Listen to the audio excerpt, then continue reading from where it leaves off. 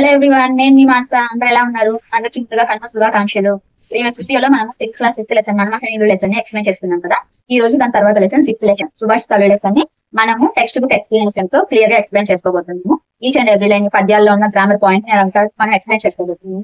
అయితే ఈ వీడియో ఎవరైనా ఫస్ట్ టైం అంతా చూస్తున్నట్లయితే ప్రీవియస్ గా మేము 6th నుంచి 5 లెసన్స్ మొత్తం కంప్లీట్ గా టెక్స్చువల్ గ్రామర్ తో సహా ఎక్స్ప్లెయిన్ చేసుకొని ఉన్నాము. అవన్నీ మన పేజ్ లోనే ఒకసారి చూసేసేయండి. ఇంకెందుకు లేట్ చేయకుండా మన టాపిక్ లోకి వెళ్ళిపోదాం. వచ్చేయండి. ఇంక మనం లేట్ చేయకుండా లెసన్ లోకి వచ్చేద్దాం. చూడండి, సుభాషితాలు మన 6th లెసన్. అప్పుడే మన 6th లెసన్ లోకి వచ్చేసామండి. సుభాషితాలు మన పాఠం యొక్క ప్రక్రియ వచ్చేసి శతక పద్యాలు, ఇతివృత్తం, నైతిక విలువలు. నెక్స్ట్ సుభాషితాలు ఉద్దేశం చూద్దాం. లెసన్ యొక్క ఉద్దేశం విద్యార్థుల్లో నైతిక విలువను పెంపొందించడం, వారిని ఉత్తమ పౌరులుగా తీర్చిదిద్దడమే మన శతక పద్యాలు, సుభాషితాలు యొక్క పాఠం యొక్క ఉద్దేశం. ఇక్కడ చూడండి, ఒక పద్యం ఇచ్చారు. కష్టపెట్టబోకు కన్న తల్లి మనసు, నష్టపెట్టబోకు నాన్న పనులు, తల్లిదండ్రులన్న దైవ సన్నిపులురా, లలిత సుగుణజాల తెలుగు బాల. తెలుగు బాల శతకం ఎవరిది? కరుణశ్రీ జంధ్యాల పాపయ్య శాస్త్రి గారిది. ఇది మనం చిన్నప్పటి నుంచి మనం చదువుకుంటున్న పద్యమే. మన అందరికి నోళ్ళల్లో నాంతా ఉంటది ఈ పద్యం. మీరు చూడండి, నాన్న పనులు, నాన్న యొక్క పనులు, షష్ఠీ తత్పురుష సమాసం. చూడండి, తల్లిదండ్రులన్న, తల్లిదండ్రులు ప్లస్ అన్న, ఉత్వసంధి. తల్లిదండ్రులు, తల్లిను మరియు తండ్రిను, ద్వంద్వ సమాసం. ఈ చిన్న దాంట్లో చూడండి ఎన్ని ఉన్నాయో తెలుసుకోవాల్సినవి. ఇంకొచ్చేద్దాం కిందకి. ఇక్కడ చూడండి, మన కవులు, వాళ్ళ కాలం, వాళ్ళ శతకం 3 ఇచ్చారు. ఇవన్నీ ఆల్మోస్ట్ మనం అన్ని బట్టి కొట్టేసిన, మనకు ఆల్మోస్ట్ అంతా గుర్తుండిపోయినాయి. కాకపోతే నేనైతే కొంచెం ఎక్కడ కన్ఫ్యూజ్ అయ్యేదాన్ని అంటే తెలుగు పూలు, తెలుగు బాల, ఈ రెండింటి దగ్గర కన్ఫ్యూజ్ అయ్యేదాన్ని. నేనైతే దీన్ని ఎట్ట గుర్తుపెట్టుకున్నాను తెలుసా? ఇక్కడ చిరంజీవి అంటే హీరో చిరంజీవి ఉండాలా. చిరంజీవి హీరోలు వచ్చినప్పుడు ఏం చేస్తాం? పూలు చల్లుతాం కదా, వాళ్ళ మీద మంచిగా పూలు విసిరేస్తాం కదా, వాళ్ళ మీద పూలు చల్లుతాం కదా, అట్ట పూలు, తెలుగు పూలు, నార్ల చిరంజీవి. నేనైతే అట్ట గుర్తుపెట్టుకున్నాను. ఇంక ఇది గుర్తుపెట్టుకుంటే దీనికి మళ్ళీ పెట్టుకోవాల్సిన అవసరం లేదు. అది ఇదొక్కటే నాకు కొంచెము ఇదనమాట. అది మళ్ళీ ఇదిగో ఈ పక్కి నాకు కూడా గుర్తుండదు. అది అందులో ఏం పెట్టుకున్నా సార్? పక్కి. ఇలా కావున్నలా కుమార కుమారి, పక్కి అప్పల నరసింహం, కంచర్ల గోపన్న దాసరథి శతకం. నెక్స్ట్ వేమన వేమన శతకం, జంధ్యాల పాపయ్య శాస్త్రి తెలుగు బాల శతకం, బద్దన సుమతి శతకం, పోతులూరి వీరబ్రహ్మేంద్ర కాళికాంబ శతకం, మారద వెంకయ్య భాస్కర శతకం. ఇది కూడా చెప్పేదా? ఒకవేళ మర్చిపోతారేమో అనుకుండే వాళ్ళకి చెప్తున్నా. భాస్కర అంటే ఎవరు? సూర్యుడు. సూర్యుడు ఎప్పుడు తూర్పు దిక్కునే ఉదయిస్తుడు. మారడా? ఇంకా ఆయన మారడు. భాస్కర శతకం, మారద వెంకయ్య. భాస్కరుడు మారడా? మారడు. అది అట్ట గుర్తు పెట్టుకోండి. బాగుల్లకోడు. అది ఇంక లేట్ చేయకుండా మన పద్యాలలోకి వెళ్ళిపోదాం. ఫస్ట్ ఇప్పుడు అసలు మన లెసన్ టైటిల్ ఉంది కదా, మన టైటిల్ మీనింగ్ తెలుసుకుందాం ఫస్ట్. సుభాషితాలు అంటే మంచి మాటలు, మంచి పలుకు, మంచి మాట అని. ఇంక మన టైటిల్ మీనింగ్ చూసేసుకున్నాం. నెక్స్ట్ ఫస్ట్ పద్యం చూద్దాం. కడచిపోయినట్టి క్షణము తిరిగి రాదు, కాలమూరకెప్పుడు గడపబోకు, దీపమున్న ఎప్పుడే దిద్దుకోవలె నిల్లు, విలువ తెలిసి చదువు తెలుగు బిడ్డ. ఎడబిడ్డ, తెలుగు బిడ్డ, నార్ల చిరంజీవి. ఇది చూడండి, ఇందాకేమో మనం తెలుగు పూలు, నార్ల చిరంజీవి అని చెప్పుకున్నాం. ఏడేమో తెలుగు బిడ్డ వచ్చింది. ఇది కూడా ఆయనదే. మరి ఇదట్ట గుర్తుపెట్టుకోవాలి, రెండట్ట గుర్తుపెట్టుకోవాలంటే బిడ్డ అంటే ఎవరు? పిల్లోడు, చిన్నపిల్లోడు అని. చిన్నపిల్లలు ఏం చేసినట్టు ఇల్లు చిరంజీవి వచ్చినప్పుడు చిరంజీవి మీద పూలు చల్లిండ్రు. అట్ట గుర్తుపెట్టుకోండి. అప్పుడు తెలుగు పూలు, తెలుగు బిడ్డ రెండు ఏమవుతుంది? నార్ల చిరంజీవి అవుతుంది. బాగుంది నా కోడు. చూద్దాం. కడచిపోయినట్టి క్షణము తిరిగి రాదు అంటే కడచిపోయిన అంటే గడిచిపోయిన క్షణం, కాలం. ఇక్కడ క్షణము అంటే కాలం. కాలమూరకెప్పుడు గడుపబోకు, కాలమూరక, కాలము ప్లస్ ఊరక, ఉత్వసంధి. దీపమున్న ఎప్పుడే దిద్దుకోవలె నిల్లు, దీపమున్న, దీపము ప్లస్ ఉన్న, ఇది కూడా ఉత్వసంధి. విలువ తెలిసి చదువు తెలుగు బిడ్డ అంటే ఇప్పుడు ఈ పద్యం భావం చూసుకుందాం. మన గడిచిపోయిన కాలం మనకి తిరిగి రాదు, వృధాగా సమయాన్ని గడపకుండా ఉన్న టైంలోనే సఫిషియెంట్గా యూజ్ చేసుకోండి అని. కాబట్టి టైం వేస్ట్ చేసుకోకుండా, సమయాన్ని వృధా చేయకుండా దాని విలువ తెలిసి చదువుకోమని చెప్పి దీని అర్థం. నెక్స్ట్ రెండో పద్యంలోకి పోదాం. భూమి నాది అన్న భూమి పక్కున నవ్వు, దానహీను జూచి ధనము నవ్వు, కథన బీతు జూచి కాలుండు నవ్వును, విశ్వదాభిరామ వినురవేమ. వినురవేమ ఈ వేమన పద్యం ఇది. చూడండి, ఇందులో ఉన్న గ్రామర్ పాయింట్స్ చూసుకుందాం. భూమి నాది అన్న భూమి పక్కున నవ్వు, దానహీను జూచి ధనము నవ్వు, కథన బీతు జూచి కాలుండు నవ్వు. కథనం అంటే యుద్ధరంగం, యుద్ధం. దీని పర్యాయ పదాలు కూడా చూసుకుందాం. యుద్ధం, రణం, పోరు, సంగ్రామం, ఇవన్నీ కథనానికి ఇవన్నీ అర్థాలన్నమాట. కథన భీతు చూచి కాలుండు, కాలుడు అంటే యముడు. ఇంకొక అర్థం కూడా వస్తుంది సమవర్తి అని, సమకాలీకుడు అని అంటాం కదా, సమకాలుడు అంటే సమవర్తి. ఇది విశ్వదాభిరామ వినురవేమ. ఈ పద్యం ఎవరిది? వేమనది, వేమన శతకంలోనిది. ఈయన 17వ శతాబ్దానికి చెందిన ఆయన, 17వ శతాబ్దం వేమన. ఈయన అసలు పేరు తెలుసా? పైడిపాల పుల్లారెడ్డి. అసలు పేరు పైడిపాల పుల్లారెడ్డి. ఇంక మనం నెక్స్ట్ పద్యంలోకి వెళ్దాం. చూడండి. ధరలు దోచలేరు దొంగలెత్తుకపోరు, భ్రాతృజనము వచ్చి పంచుకోరు, విశ్వవర్ధనంబు విద్యధనంబురా, లలిత సుగుణజాల తెలుగు బాల. ఈ తెలుగు బాల శతకం ఎవరిదని చెప్పుకున్నాం మనం ఆల్రెడీ? కరుణశ్రీ అని చెప్పుకున్నాం. కరుణశ్రీ అంటే జంధ్యాల పాపయ్య శాస్త్రి. ఈయన 20వ శతాబ్దం. ఇందులో ఉన్న గ్రామ పాయింట్స్ చూసుకున్నాం. ధరలు దోచలేరు దొంగలెత్తుకుపోరు. ఓకే. భ్రాతృజనము అంటే అన్నదమ్ములు, సోదరులు అని. అన్నదమ్ములు, సోదరులు అని మీనింగ్ వస్తుంది. భ్రాతృజనము వచ్చి పంచుకోరు. విశ్వవర్ధనంబు విద్యధనంబురా. విద్యాధనం అంటే విద్య అనేది ధనం, రూపక సమాసం. లలిత సుగుణజాల తెలుగు బాల. దీని యొక్క మీనింగ్ చూసుకుందాం. చూడండి. దొరలు దోచుకోలేరు, దొరలు అంటే రాజులు అని వాళ్ళు. దొంగలు ఎత్తుకుపోరు, అన్నదమ్ములు వచ్చి పంచుకోరు. విశ్వవర్ధనంబు విద్యధనంబురా. ఈ విద్యాధనమే ప్రపంచ అభివృద్ధికి, విశ్వవర్ధనం అంటే ప్రపంచ అభివృద్ధికి ఈ విద్య మూలం అని చెప్తున్నారు. నెక్స్ట్ పద్యంకి వెళ్దాం. చూడండి. మాటకు ప్రాణము సత్యము, కోటకు ప్రాణంబు సుభటి కోటి దరిత్రేన్, బోటికి ప్రాణము మానము, చీటికి ప్రాణంబు వ్రాలు సిద్ధము సుమతి. సుమతి శతకం బద్దెన. ఇక్కడ చూడండి. మాటకు ప్రాణం సత్యం. అంటే నిజం పలకడం, సత్యం. కోటకి ప్రాణం ఏంటంటే సుభటి కోటి, అంటే కోటకు కాపలా కాసే వాళ్ళు ఉంటారు కదా, వాళ్ళని ఏమంటారు? భటులు, కాపలా భటులు. వాళ్ళు కోటకి ప్రాణం. ఇంకా బోటికి ప్రాణం మానం. బోటి అంటే స్త్రీ. స్త్రీకి ప్రాణం ఏంటి అంటే మానం, అంటే గౌరవం. స్త్రీకి ప్రాణం గౌరవం. అలాగే చీటికి ప్రాణంబు వ్రాలు సిద్ధము సుమతి. చీటి అంటే ఉత్తరం, లెటర్, ఉత్తరం ఉంది కదా, దానికి ప్రాణం ఏంటంటే వ్రాలు అంటే సంతకం. చీటికి ప్రాణం సంతకం అని చెప్తున్నాడు. ఇప్పుడు మనం ఏదైనా మాట అంటే ఆ మాటకి సత్యం ప్రాణం, కోటకి భటులు ప్రాణం, అంటే ఇంపార్టెన్స్ గురించి చెప్తున్నారు. స్త్రీకి గౌరవం అనేది ఇంపార్టెంట్, అలాగే ఒక చీటి, ఒక ఉత్తరానికి సంతకం అనేది ఇంపార్టెంట్. అక్కడ వాటి ఇంపార్టెన్సెస్ గురించి చెప్పారనమాట ఇందులో. ఇది ఎవరిది అంటే సుమతి శతకం బద్దెన. నెక్స్ట్ దాంట్లోకి వెళ్ళిపోదాం. రోషావేషము జనులకు దోషము, తలపోయ విపుల దుఃఖకరమున, రోషము విడిచిన ఎడ సంతోషించురు బుధులు హితము దోప కుమార. ఇది చూడండి. కుమార కుమారి శతకం. పక్కి కుమార కుమారి అని చెప్పుకున్నాం. పక్కి అప్పల నరసింహం. ఈయన 17వ శతాబ్దం. ఓకే. ఇప్పుడు ఇందులో ఉన్న గ్రామర్ పాయింట్స్ చూద్దాం. చూడండి. రోషావేశము, రోషము మరియు ఆవేశం ద్వంద్వ సమాసం. అలాగే సవర్ణ దీర్ఘ సంధి కూడా. రోష ప్లస్ ఆవేశం, రోషావేశం, సవర్ణ దీర్ఘ సంధి. జనులకు దోషము తలపోయ విపుల దుఃఖకరమునవు. తలపోయు అంటే తలంపు, అంటే ఆలోచన, ఆలోచించడం. రోషము విడిచిన ఎడ. ఇక్కడ చూడండి. విడిచిన ప్లస్ ఎడ, విడిచిన ఎడ, ఎడాగమ సంధి. సంతోషింతురు బుధులు హితము దోప కుమార. బుధులు అంటే పండితులు, హితము అంటే మేలు, మంచి అని. హితము దోప కుమార. కుమార కుమారి శతకాలు అప్పల నరసింహం చెప్పుకున్నాను, 17వ శతాబ్దం. ఇంకా నెక్స్ట్ పద్యానికి వెళ్దాం. మరువవలెన్ గీడు నెన్నడు మరువంగా రాదు మేలు, మర్యాదలతో తిరగవలె సర్వజనముల ధరి, ప్రేమ మెలంగవలియు ధరణి కుమార. కుమార కుమారి శతకాలు పక్కి అప్పల నరసయ్య. ఈయన 17వ శతాబ్దం చూసుకున్నాం ఆల్రెడీ. చూడండి. గీడు అంటే ఆపద, వలెన్ కీడు అంటే వలెను ప్లస్ కీడు, వలెన్ కీడు. ఇది సరళాదేశ సంధి. మరువంగా రాదు మేలు, మేలు అంటే మంచి. మర్యాదలతో తిరుగవలే సర్వజనముల ధరి, ప్రేమ మెలంగవలయు ధరణి కుమార. అంటే ఎవరైనా ఇప్పుడు మనకి ఏదైనా అపకారం చేస్తే దాన్ని మర్చిపోవాలి, అలాగే మనకు చేసిన ఉపకారాన్ని మాత్రం ఎప్పుడు మర్చిపోకూడదు. అందరి పట్ల ప్రేమ దయతోటి మెలగాలి అని చెప్పేది ఈ పద్యం యొక్క భావం. నెక్స్ట్ చూద్దాం.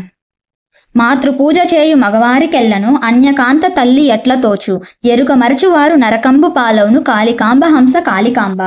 కాళికాంబ హంస కాళికాంబ పోతులూరి వీరబ్రహ్మం. ఈయన 17వ శతాబ్దం. కాళికాంబ సప్తశతి ఈయన రాసిన శతకం. మాతృపూజ చేయు మగవారికెల్లను అన్యకాంత. అన్యకాంత అంటే పరాయి స్త్రీ. ఎరుక అంటే తెలుసుకోవడం అంటే తెలిసి అని.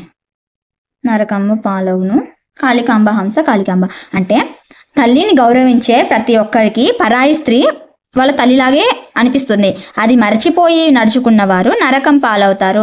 అంటే వాళ్ళది పాపం చేసినట్టు అని చెప్పేసి ఏం చెప్పారు, వాళ్ళు ఖచ్చితంగా నరకానికి పోతారు చచ్చిపోయినా. కానీ అంటే పరాయి స్త్రీని తల్లితో సమానంగా చూడాలి అనేది మన ఈ పద్యం యొక్క భావం అంతే. నెక్స్ట్ పద్యానికి పోదాం.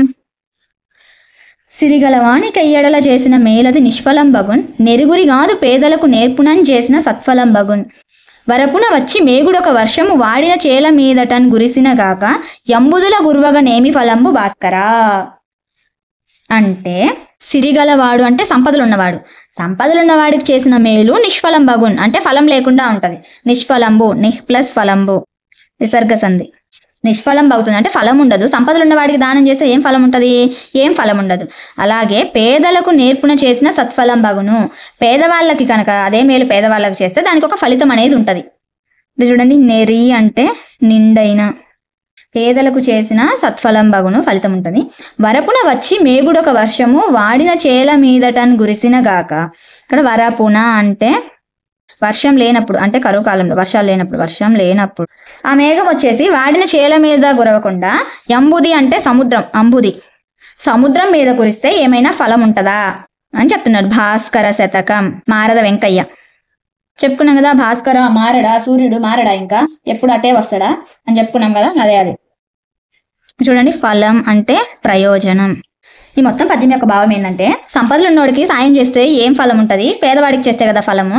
ఎట్లా అంటే ఇప్పుడు ఒక మేఘం వచ్చి వాడిన చేల మీద పడితే వర్షం పడితే దానికి ప్రయోజనం ఉండిద్ది, కానీ పోయి సముద్రం మీద కురిస్తే ఏమైనా ప్రయోజనం ఉంటుందా అని దీని భావం. నెక్స్ట్ లాస్ట్ పద్యం చూద్దాం. నోచిన తల్లిదండ్రికి ధనుభవుడు ఒక్కండే చాలు మేటి చే చాచనివాడు వేరొకండు చాచిన లేదనకిచ్చువాడు నోరాంచి నిజంబ కాని పలుకాడనివాడు రణంబులోన మేన్ దాచనివాడు భద్రగిరి దాశరథి కరుణాపయోనిధి. ఇది కంచర్ల గోపన్న శతకం. దాశరథి కరుణాపయోనిధి ఈయన 17వ శతాబ్దం. ఇక్కడ చూడండి, తనూభవుడు అంటే కుమారుడు. మేటి చే చాచనివాడు అంటే ఒకరి దగ్గర చేయి చాచనివాడు. వేరొకడు చాచిన లేదనకిచ్చువాడు. అంటే ఎవరైనా చేయి చాచితే లేదనకుండా ఇచ్చేవాడు. లేదనక ప్లస్ ఇచ్చువాడు తత్వసంధి. నోరాంచి నిజంబ కాని పలుకాడనివాడు అంటే నిజం తప్ప అబద్ధం పలకనివాడు. రణంబులోన అంటే రణం అంటే యుద్ధం, పోరు. యుద్ధంలో మెయిన్ దాచనివాడు అంటే వెనుతిరిగి అంటే భయపడకుండా వెన్ను చూపకుండా ఉండేవాడు. ఇలాంటి కొడుకు తల్లిదండ్రులకు ఒకడు చాలడా. భద్రగిరి దాశరథి కరుణాపయోనిధి. దాశరథి అంటే దశరథుని కుమారుడు. ఎవరు? శ్రీరాముడు. ఇది ఇంతటితో మన పద్యాలలో గ్రామర్ పార్ట్ చూసేసుకున్నాం. పద్యాల్లో ఉన్న వాటి వరకు వాటి అర్థాలు అవన్నీ తెలుసుకున్నాం మనం మ్యాక్సిమము. ఇంకేం చేద్దామంటే దాని వెనకాల ఉంది కదా, ఇక్కడ నేను చూసుకుందాం. ఇంకా గ్రామర్ పార్ట్లోకి వెళ్ళిపోదాం. ఇక్కడ చూడండి, దానికంటే ముందు శతకం. శతకం అంటే 100 పద్యాల రచన. అంటే 100 నుంచి 108 వరకు ఉండొచ్చు శతకంలో పద్యాలు. శతకం అంటే 100 పద్యాల రచన అంటే 100 పద్యాలు. శతక పద్యాల చివర మకుటం ఉంటుంది. మకుటం అంటే ఇప్పుడు ఇదే చూసుకున్నాం కదా, కంచర్ల గోపన్న మకుటం ఏంది? భద్రగిరి దాశరథి కరుణాపయోనిధి. ఇంకా ఆయన ఉన్నారు కదా పోతులూరి వీరబ్రహ్మేంద్ర స్వామి, ఆయన మకుటం ఏంది? కాళికాంబ హంస కాళికాంబ. నెక్స్ట్ వేమన పద్యాన్ని విశ్వరావిరామ వినురవేమ, లలిత సుగుణ జాల తెలుగు బాల, ఇలాంటివన్నీ మకుటాలు అనమాట. ఆ శతక పద్యాల చివర మకుటం ఖచ్చితంగా ఉంటుంది. ఇందులో పద్యాలు ముక్తకాలుగా ఉంటాయి. అంటే ఏ పద్యానికి ఆ పద్యం స్వతంత్ర భావం కలిగి ఉంటుంది అనమాట. ముక్తకాలుగా అంటే మకుటం ఉండడం వలన శతక కవి ఏ పద్య ఛందస్సును ఎన్నుకుంటాడో అదే ఛందస్సులో అన్ని పద్యాలు రాయవలసి ఉంటుంది. ఇది గుర్తుపెట్టుకోండి, కొంచెం స్ట్రెస్ చేయాల్సిన పాయింట్. ఏ పద్య ఛందస్సును ఎన్నుకుంటాడో అదే ఛందస్సులో అన్ని పద్యాలు రాయాలి ఆ శతకానికి సంబంధించి. అది అక్కడ మ్యాటర్. ఇంక ఇవంతా సారాంశం. మనం ఇప్పటి వరకు చెప్పుకున్నాం చూడండి పద్యాలు. ఈ పద్యాలకు సంబంధించి ఇదంతా సారాంశము. ఇంకటి వచ్చేయండి, ఇవి చేయండి. అవగాహన ప్రతిస్పందన. అవగాహన ప్రతిస్పందన కింద ఒక పద్యం ఇచ్చిండు చూడండి. చెలిమి శిలాక్షరం ఎప్పుడు అలుక జలాక్షరము సుజనులగు వారలకున్. చెలిమి జలాక్షరం ఎప్పుడు అలుక శిలాక్షరము కుజనులగు వారలకున్. అంటే ఇక్కడ చూద్దాం. సుజనులు అంటే ఎవరు? ఫస్ట్ మంచోళ్ళు, మంచివారు అనాలంటే వాళ్ళే. అంటే కుజనులు అంటే ఎవరు? చెడ్డవారు. రెండు తెలుసుకున్నాం ఇప్పుడు మనం. ఎక్కడ చెలిమి అంటే ఏంది? స్నేహం. అలక అంటే అలగడం, కోపం, ఇట్లా అనుకుందాం. ఇంకా శిలాక్షరం అంటే చెరిగిపోనిది, అంటే ఎప్పటికీ ఉండిపోయేది అని. శిలాక్షరం అంటే అర్థం శాశ్వతంగా ఉండేది అని. శాశ్వతం, చెరిగిపోనిది అంటే ఇప్పుడు శిలల మీద రాస్తాం చూడండి, బండ్ల మీద రాసే అక్షరాలు ఎప్పటికీ ఉండిపోతాయి.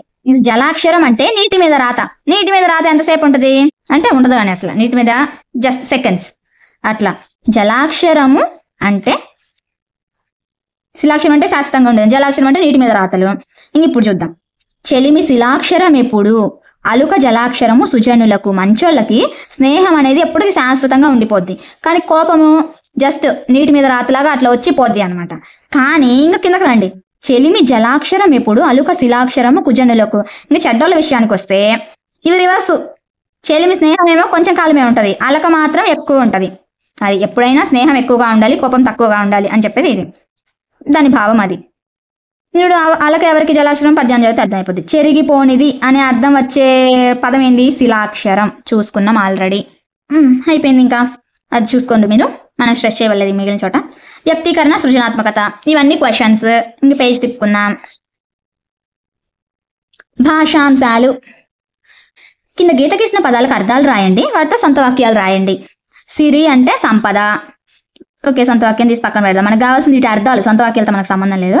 ఏ పనైనా విచక్షణతో చేసేవారే బుధులు. బుధులు అంటే ఏం చెప్పుకున్నాం? పండితులు, విద్వాంసులు. ధరణి అంటే భూమి, వసుధ, ఉర్వి, ఇవన్నీ అర్థాలు పర్యాపదాలన్నీ వస్తాయి. ఇంకా అంబుది అంటే సముద్రం, జలధి. అవి అర్థాలు చూసుకున్నాం ఇప్పుడు మనం. ఈ వాక్యాలలో సమానార్థక పదాలు అంటే పర్యాయ పదాలు గుర్తించి రాయండి అన్నాడు. వృక్షాలు మనల్ని రక్షిస్తాయి, తరువుల రక్షణ మనందరి బాధ్యత. వృక్షాలు, తరువులు అంటే చెట్లు అని. భాస్కరుడు తూర్పున ఉదయిస్తాడు, లోకానికి వెలుగునిచ్చేవాడు సూర్యుడు. భాస్కరుడు, సూర్యుడు, రవి, దినకరుడు, ఈనుడు, ఇవన్నీ ఆయన పర్యాయ పదాలు. ఇంకా సూర్యుడికి యుద్ధం వలన అనేక నష్టాలున్నాయి, కాబట్టి రణం లేకుండా కలిసిమెలిసి ఉండాలి. యుద్ధం, రణం, పోరు, సంగ్రామం, ఇట్లా ఇవన్నీ వస్తాయి.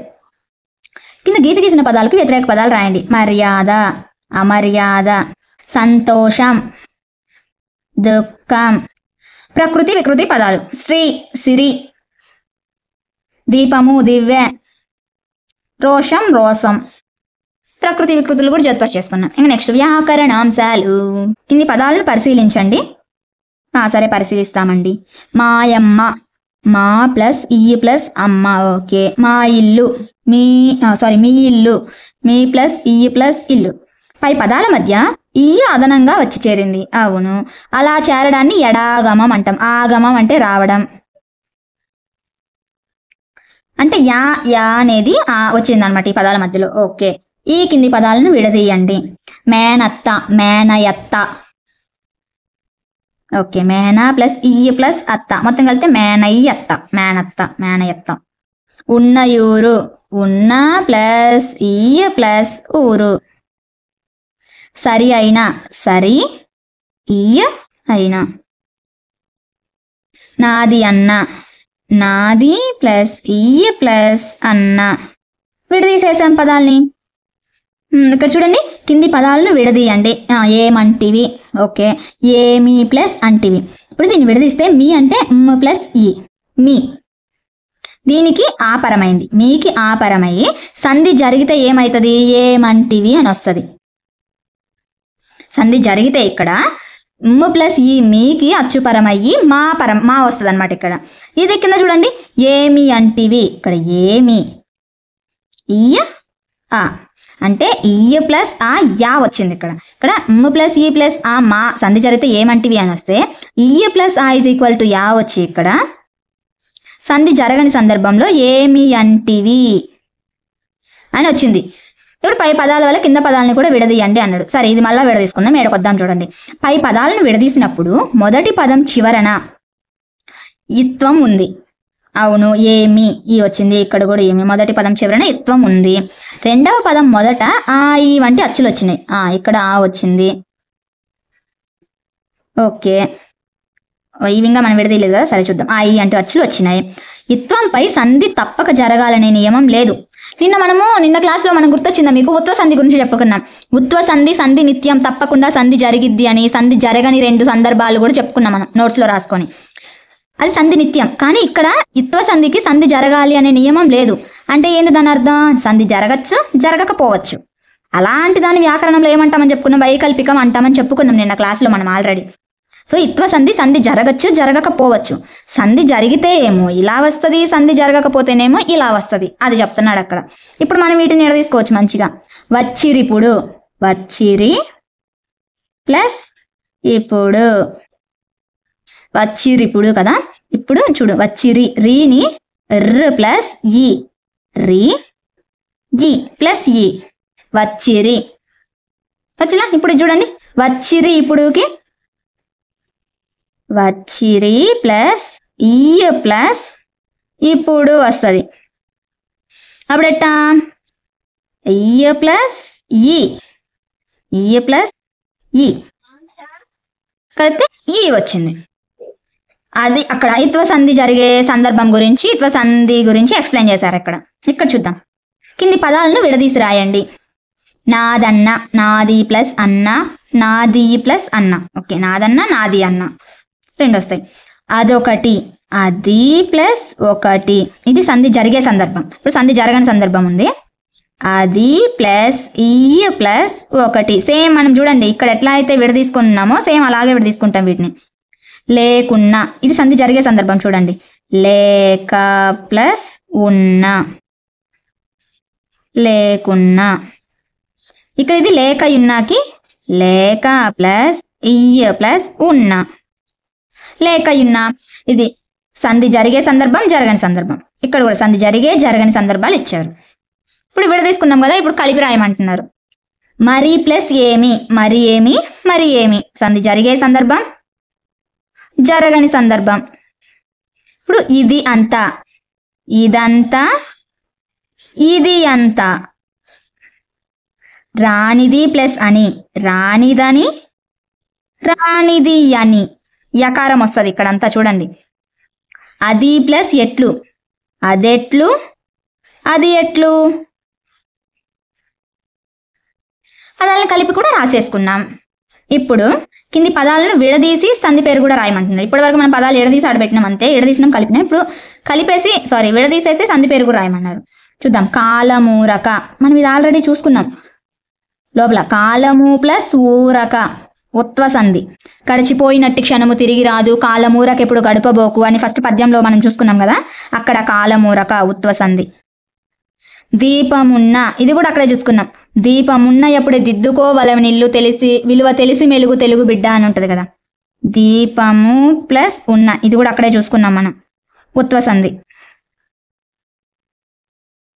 నేరములెన్నడు, నేరము ప్లస్ ఎన్నడు, నేరములు లో ఉంది కదా ఇక్కడ, నేరములెన్నడు ఉత్వ సంధి.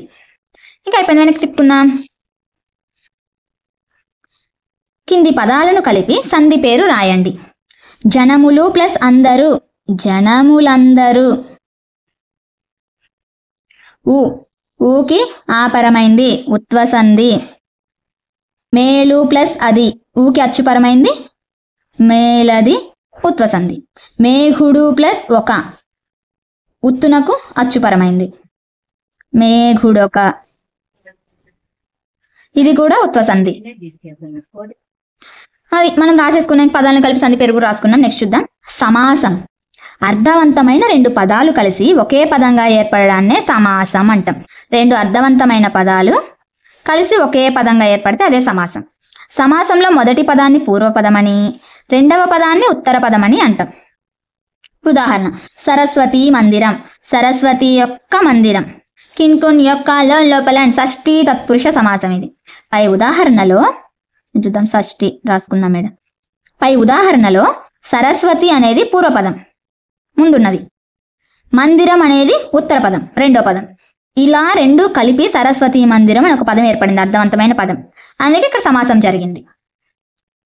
దాంట్లో సమాసంలో ద్వంద్వ సమాసం గురించి ఇచ్చినారు చూడండి. మనకి సమాసంలో ఉన్న రెండు పదాలు సమాన ప్రాధాన్యం కలిగి ఉంటే అది ద్వంద్వ సమాసం. ద్వంద్వ అంటే టూ, రెండు ఉన్న రెండు పదాలు సమాన ప్రాధాన్యం కలిగి ఉంటే అది ద్వంద్వ సమాసం. సూర్య చంద్రులు, సూర్యుడును చంద్రుడును రెండు ఒకటే ప్రాధాన్యత కలిగి ఉన్నాయి.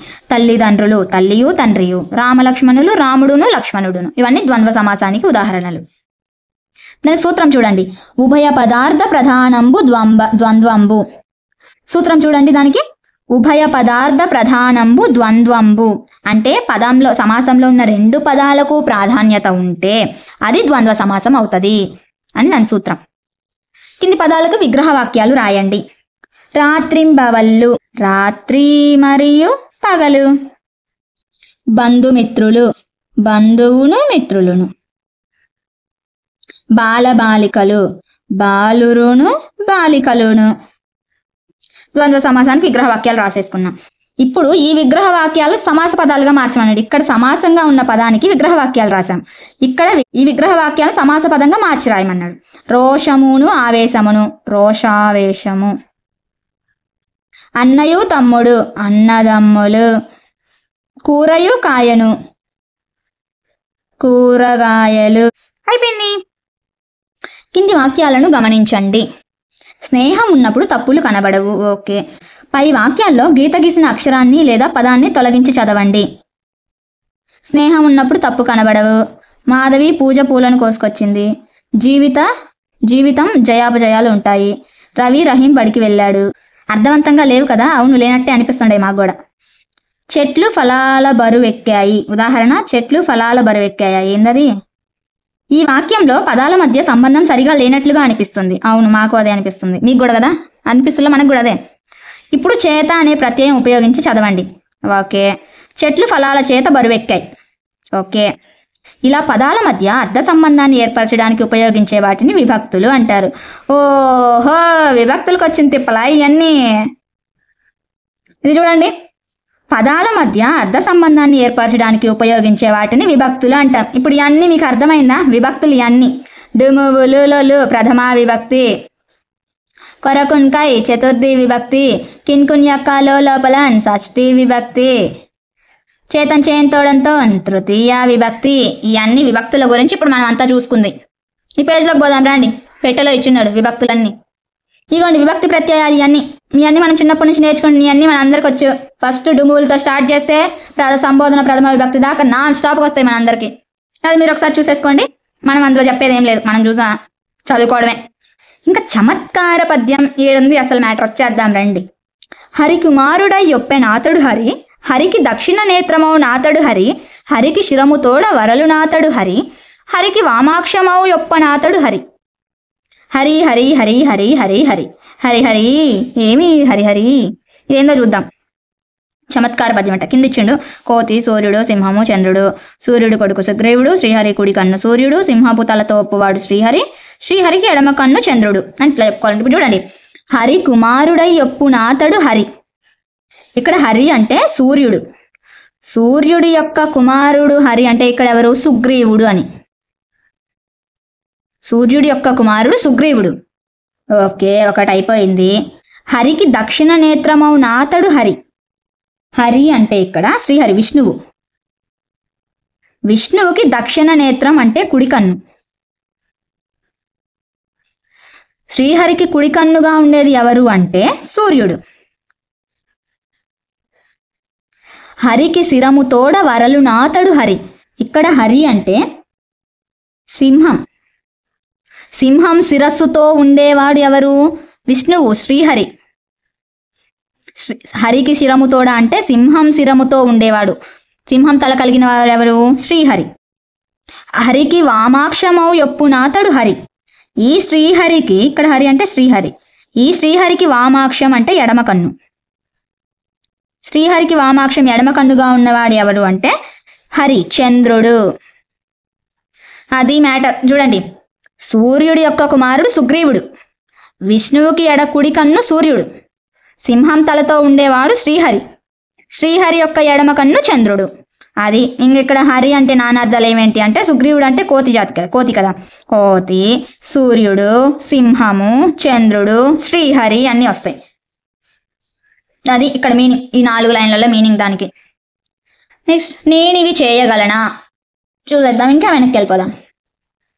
ఇంకా టోపీల వ్యాపారి, ఇందులో పాత్రలు ఎవరు అంటే ఒక్కడే కాశీనాథుడు ఒక్కడే ఉన్నాడు ఇక్కడ.